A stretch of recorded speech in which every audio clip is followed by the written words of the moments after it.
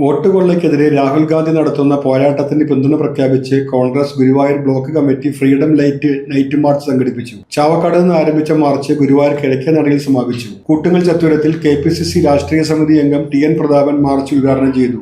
ആസൂത്രിതമായി ജനവധി അട്ടിമറിക്കാനുള്ള നീക്കമാണ് ഇപ്പോൾ നടക്കുന്നതെന്ന് പ്രതാപൻ പറഞ്ഞു.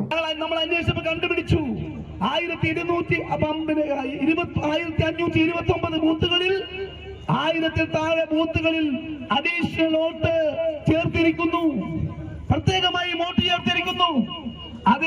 അതാണ് ഈ നരേന്ദ്രമോദിയും BJPയും RSS സംഘപരിവാർ നടത്തിയ തെരഞ്ഞെടുപ്പ് അട്ടിമറിയുടെ ഗൂഢാലോചനയുടെ സാക്ഷ്യപത്രമാണ് തൃശൂർ. ബ്ലോക്ക് പ്രസിഡന്റ് അരവിന്ദൻ പല്ലത്ത് അധ്യക്ഷത വഹിച്ചു. നേതാക്കളായ CA Gopaprathapan, PV Badaruddin, KV Sathar, R Ravikumar, advocate TS Ajith, KD Veeramani, KP Udayan, OKR Manikandan, KV Shanavas, Sivan Paliyath, BNA Ravishankar, Nalinakshi Irattapuzha എന്നിവർ സംസാരിച്ചു.